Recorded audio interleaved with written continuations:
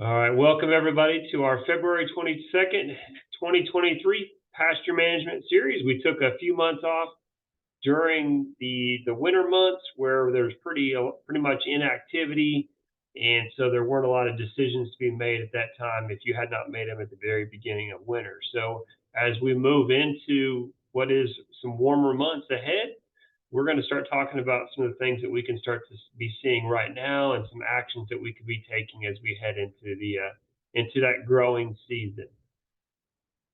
As always, our format's going to follow. We're going to talk about what we're seeing currently right now, what to be looking forward to, and then addressing any of the questions that you guys may have. And I'm sure that there's a lot, but it's also one of those things that it's ever changing.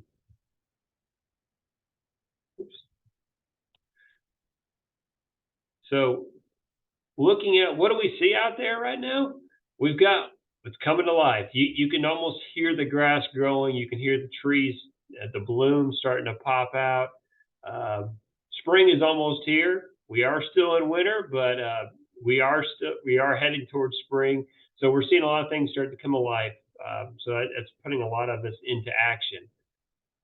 The winter weeds, they have been there, but they're really starting to go and blossom. So some of those winter weeds are starting to put on a few blossoms. They'll be the first ones to really get up and get going. And then we're going to start seeing some of those a little bit later spring weeds starting to really emerge that you may not see them quite as much. So the more prevalent winter weeds are going to be out there, but we will start to see some of those mid to late spring weeds starting to come on as well. And it's all an indication because everything is controlled by our soil temps. Um, we kind of think typically about what we see and feel on the outside during the day, but it's more about what's underneath the ground, how much that temperature is rising is what triggers a lot of this growth. And not everything triggers at the same temperature. So that's what we're going to talk about a little bit later. And then obviously, we are always having to deal with the remnants of a winter and what seems to be typically a wet winter and what is invariably the mud that we have. What do we do with that mud pit? And it's a little bit worse this year because we had such a rough year on so many of our grasses, whether it was a cool season grass and heat and drought or a warm season grass and some pretty extreme temperatures. Either way, we're left with a little bit of mud. So what do we do going from there? Uh, Tonight, we're going to talk about four different things. Obviously, these are four areas that could be their own topic in themselves. But we have 30 minutes, so we're going to try to talk and hit what we can during this period. So we're going to break it into four different areas that I think are pretty important as we look at them right now, whether it's an action that you can take immediately or decisions that you need to be making. We're going to be looking at grazing. How do we assess when do we start grazing? Uh, just the recovery. What do we do? What do we do to recover some of those pastures to help them moving forward? Weed control. Weed control is always a challenge, depending on the method and ways you want to be able to do it. And then fertilizing. Fertilizing is always uh, a hot topic, but it's even been even more relative over the last 2 years, just due to the high price of fertilizer and trying to make that decision: do you fertilize or not? And so we'll kind of go through some factors to be thinking about what you should be looking at when you're trying to make that decision. So as you go into the recovery process, this is just trying to figure out what do we do after that rough winter. And typically we would have not had as many of these recommendations right now. We would be more maybe into maybe our first option, which is do nothing. But with a rough fall, rough winter, in a really a rough last spring and summer, we're going to make some potentially some different decisions where we normally wouldn't. So when we look at the recovery process, we can look at the first option, which would be just to do nothing. Look at it. Hey, you know what? We lost this past year, and I'm looking to do some cool season forages and planting. And spring is just typically never the best time to do it. So I'm going to say, hey, let's just see what we've got and roll forward and aim for the following fall, and we'll see if we can do some renovations then. The other step being do nothing was more about you're not actually doing nothing, but you're looking at, well, maybe in late May, we could do some planting of some annual grasses, and we'll get more into that as we go through the later months of spring. But that would be an option of trying to. It might be a little late now. Success might be a challenge now of doing a spring grass, but maybe we can do something to recapture a little bit of our growth during the summer. So option one's do nothing and just move forward as it is. You may have been fortunate to not have your fields impacted as much. They not may have been overstocked or overgrazed near as much, and so maybe option one is a good option for you. Option two and three are ones where, hey, you know what? I'm either desperate to do something because I just feel like it's spring. I need to do something, or the past year has been pretty rough on my pastures, and I just have to have something. So I'm willing to roll the dice because that's really what you're doing. And so now you've got to figure out is which way are you willing to roll the dice? Are you going to willing to roll the dice with option two or option three? And I'll break it down here. As simple as I can get it, and then I'll give you my opinion. But in the end, you kind of just have to roll the dice, which if you're wanting to get some action and get some planting done this spring. Um, Option two, or the first option on the second one is plant now. Uh, Plant now means you might be looking at planting a perennial like Kentucky 31, which is more of our grasses consistently year after year.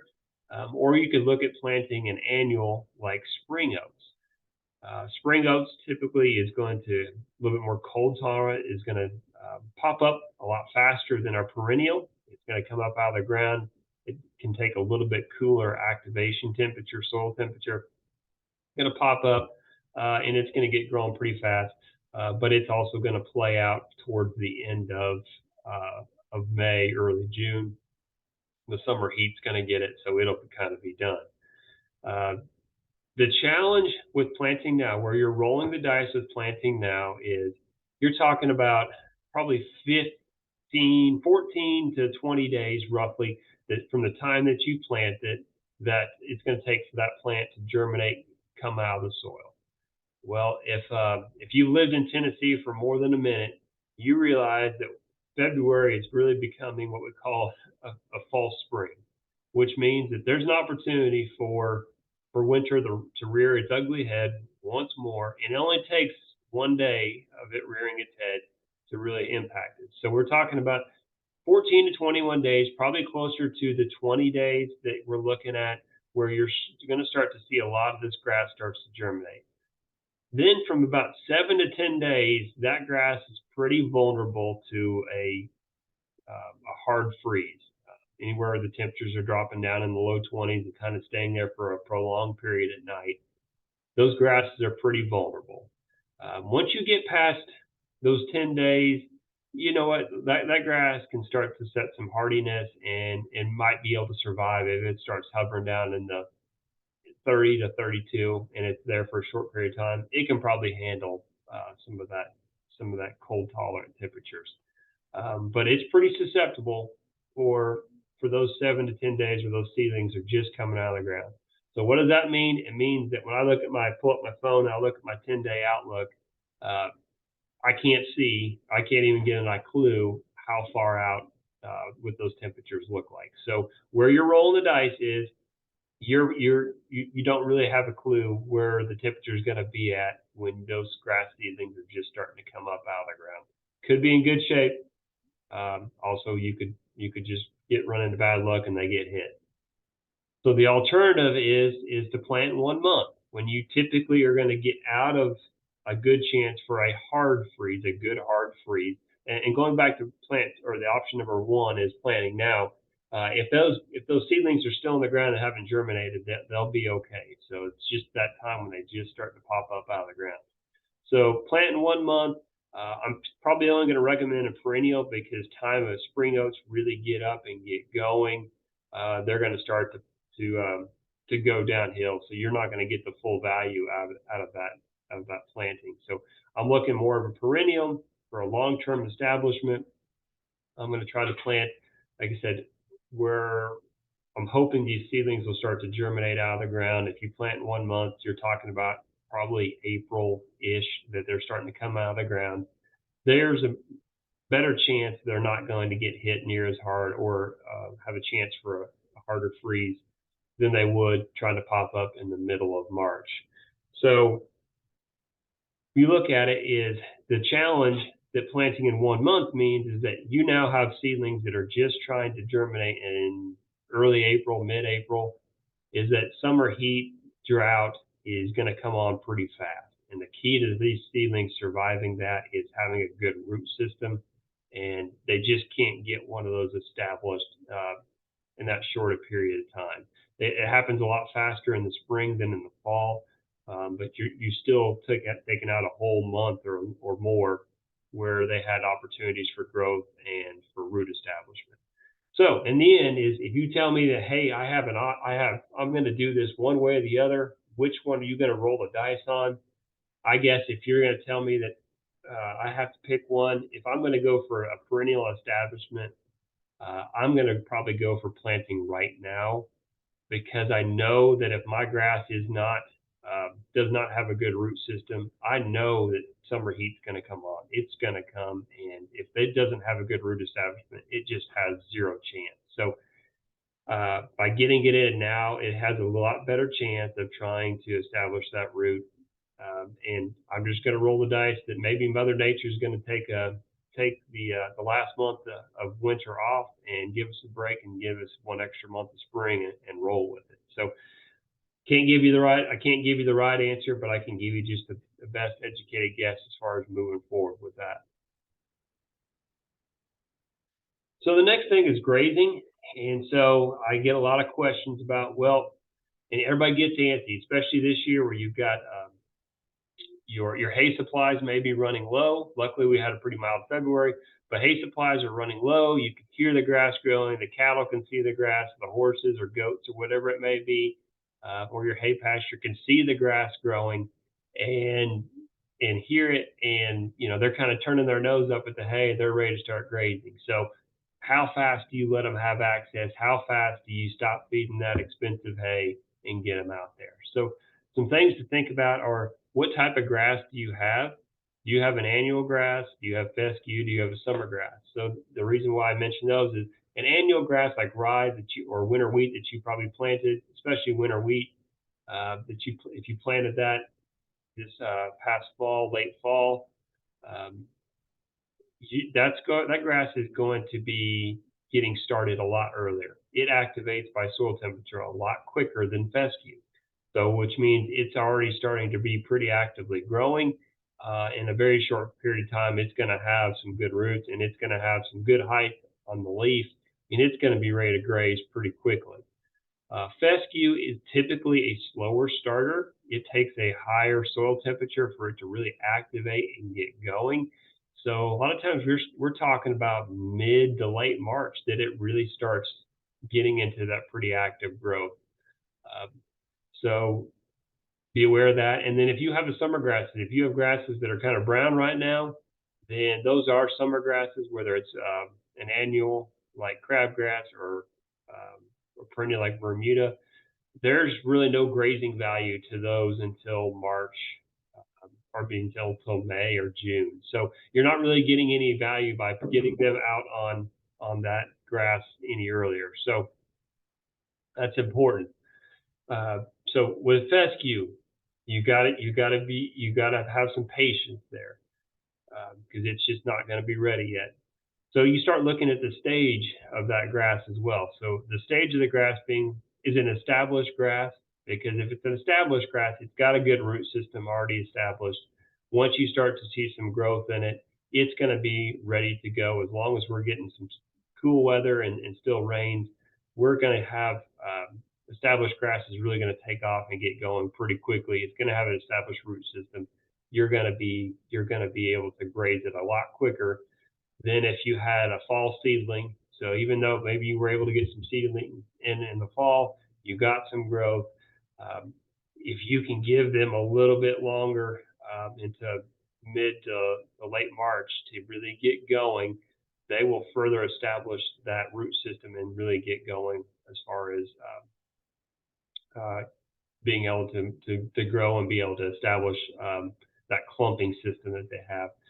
If you did a spring seeding, you're probably talking mid-April or so. That especially if that is an annual. I'd even hesitate even longer on my perennial like fescue. You're just going to have to say that you're establishing that for this spring and this or for this summer and this fall. But if it's a spring one, you're talking about probably mid-April before you even think about it with some annuals and even longer for some perennials. And summer grasses, like once again, the same thing is they're not ready to go yet. So any type of grazing, there's no nutritional value that they're getting at. So they're probably in dormant phase. So you may not be hurting them near as much, but you're not getting any value being out there. So the number one thing when grazing is everybody's asking, I've used a lot of dates when I talked about it, but it's not as much about date as it is about using a yardstick instead of a calendar to tell you when to graze that grass. So go out there now, stick your yardstick, stick a ruler out there, and just get an idea where some of your fescue, some of your grasses are at. When you start to see that grass is progressing up that yardstick, then you can start to get your animals out there on that. So the key to remember is that the grass grows by, and we've talked about this before, the grass grows by having a leaf, photosynthesis. So if the grass only has a 1 inch leaf on there, it can't catch very much sun. And so the only way it's growing is by roots, the energy in its roots. So if you allow your cattle out there to graze it pretty early, they're going to graze, or your horses or whatever that it may be, they're going to graze it down pretty quickly. And so they've just taken away that leaf. And so when you take away that leaf, now that grass is going to have a much slower time of getting started. We've talked about the process. Going from 1 inch to 4 inches may take you, 3 or 4 weeks. Um, Depending on spring, but going from 3 inches to 8 inches may only take you a week or two because they're able to catch more sunlight and grow a lot quicker. So the longer you can let that grass grow and catch some more sunlight, the quicker it's going to be able to get some true height, and you'll get a lot of really good grazing. So um, to finish off, I mean that really becomes dollars. So when you have patience, it's going to cost you maybe a little bit more in hay right now, but what you're not going to do is overgraze that grass, and so you're going to get a longer period of grazing in the spring, hopefully a longer period in the summer and the fall. And so hopefully what it does is it will cut down on your hay expense throughout the rest of the year by being a little bit more patient and giving yourself an extra couple weeks for the grazing period this spring. This is the biggest challenge, especially when you consider just the cost that's the fertilizer industry has experienced over the last couple of years. I mean, it's been pretty high no matter what, but the last couple of years it's gone up pretty high. So everybody wants to know, do I fertilize or not? And last year we saw kind of the first example of what happened. So a lot of people decided that they couldn't afford to fertilize, especially if you had pastures, even some on the hay side. You just couldn't afford to do it. And in return, what we saw was we saw dramatically less forage production, pasture production. So we do see that there is tremendous value in that. Now, question is does it equal out the cost of doing the fertilizing? So some things to be looking at is the type of grass and stand that you have. So right now, if you look out at your pasture, and this is where it helps to kind of get another set of eyes on it every once in a while. But if you look out across your pasture right now, and a majority of it is brown, you have a majority of it being a warm season grass. So if it was overgrazed or just had a lot of pressure on it, or you've just got a really good stand of crabgrass or Bermuda grass, Those are warm season grasses, and you fertilizing right now will be an absolute complete waste of money to fertilize any grass right now that is brown. Fertilizer nitrogen is only in the soil for a very short period of time, and that grass is not growing right now. So that grass would not even be able to utilize that fertilizer if you put it down now. So it's so key is if you've got a summer pasture that is brown right now, do not fertilize at this point. You're going to want to, if you're going to want to fertilize, you're going to be talking about late May, early June as trying to do some fertilization. The other thing is looking at, so if you've got a grass that is green right now, that is the type of pasture that would react. So fescues, there's some annual um, ryegrasses and wheat and things like that. Those are the type of grasses that would react to fertilization right now. Stand wise, it's another important thing. If you've got 30% stand of grass of a fescue, it's probably not going to pay off to be able to fertilize and get a return if you've got a pretty thin stand. You really need to have a greater than 50%, 60, 70% stand of grass to be able to get your return on that. So evaluate the grass, make sure that you've got a cool season grass and that you've got a good stand. Um, have you done the other inputs? Have you limed and put potassium down? If you haven't, if your field or your pasture is lacking and it's lime, it's not at 6.0 and it's low in potassium, and you have a choice between fertilizing and or liming and putting potassium on there, you need to put those other ingredients on there first. You need to put the lime and the potassium on there before you fertilize. If it does not have the right pH and does not have potassium, it cannot utilize the fertilizer near as effectively as one that has the correct pH and potassium. So that makes a difference. So prioritize that and then prioritize your fertilization. Planting. Did you just plant?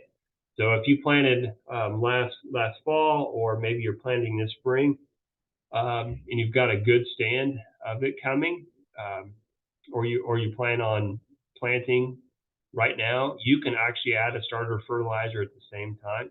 You will get a boost from that. It will probably pay off to go ahead and put a shot of nitrogen on there if you're going ahead and planting now, because that will encourage faster growth, faster or root establishment, get it going, get some leaf growth.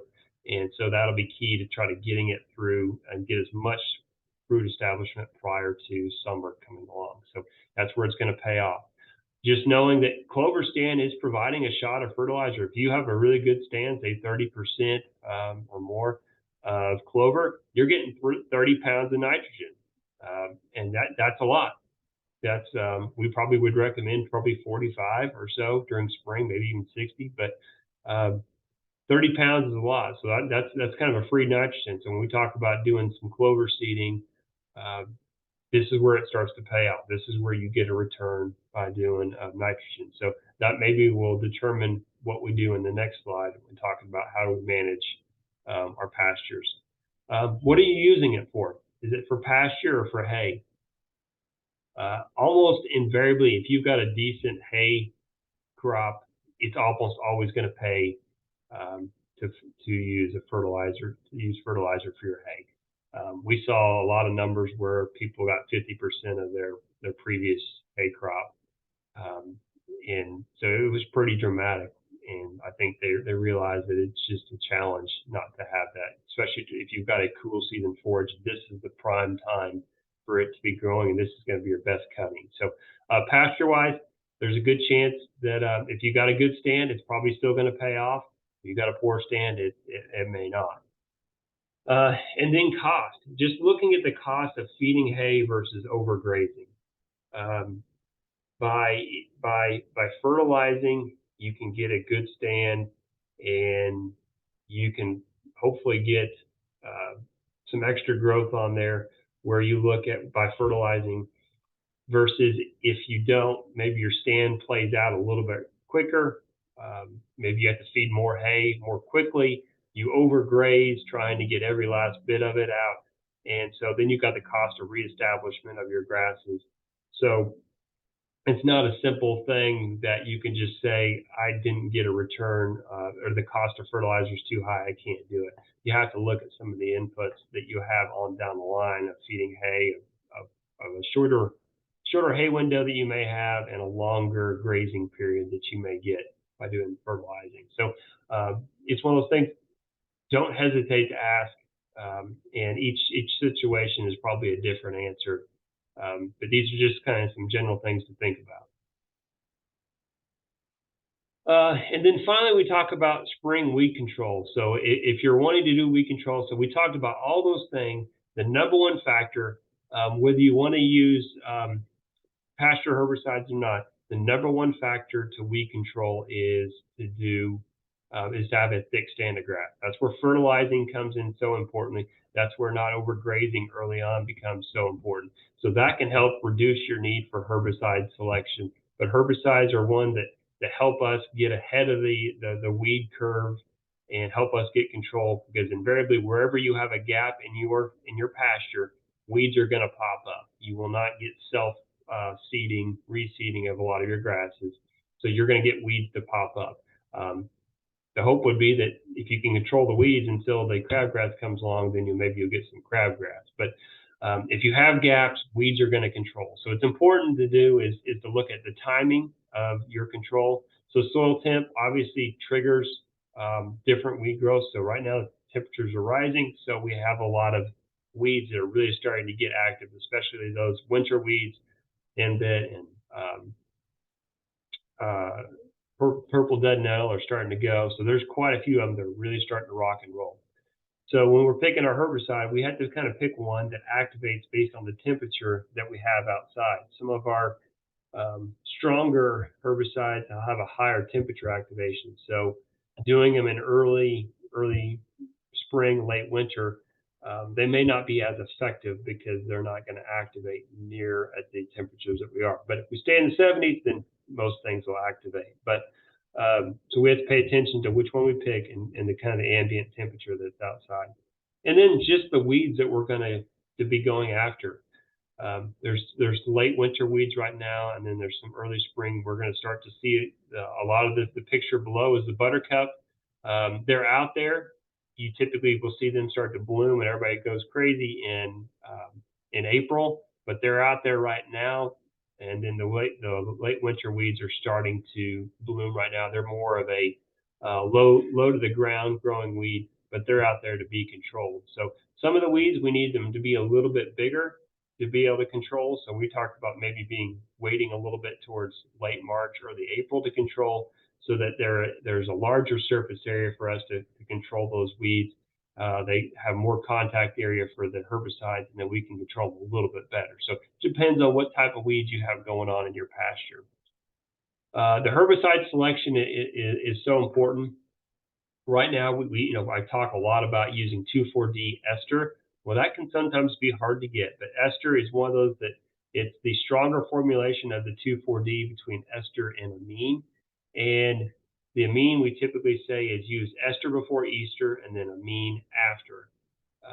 But I know a lot of people are sometimes having a hard time finding the ester formulation. Typically, that's going to be in more of our farm stores or online. But if you can't find the ester formulation, which is typically what is going to have a lower temperature activation, typically right around 60 degrees and above, then we start talking about some of the other options between Duracor, which is another thing that we talk about with partnering with fertilizing in that we get, and we'll try to talk a little bit about this at our next meeting. But doing a combination of Duracor and fertilizing at the same time. It's a great, it's like hitting the easy button at Staples, and it's really worked out well. It's to say it's the best of both worlds. It's not. You kind of have to hedge your bets and kind of pick a time that is more beneficial to one or the other. But it's been a great product. So Duracor is a great product, but that's one of those with residuals. So you want to make sure you're certainly aware of what you're putting down and who you're providing forage to whether it's horses that are eventually going to have horse manure going on in the garden, or it's just hay that you're going to consume yourself and not go anywhere else.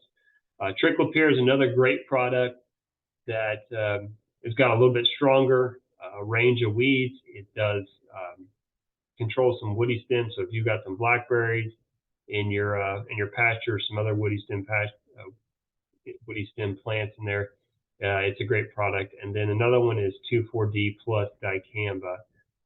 Typically, what we're talking about, Weed Master, Speed Zone, are some common names for that.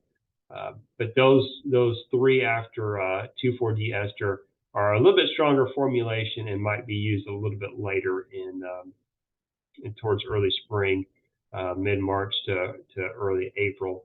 Uh, they can have a stronger effect on some of our bigger weeds or stronger, more frustrating weeds. 2,4-D ester is great to use right now. The good thing about that is it transitions right into our next topic, which is the clovers.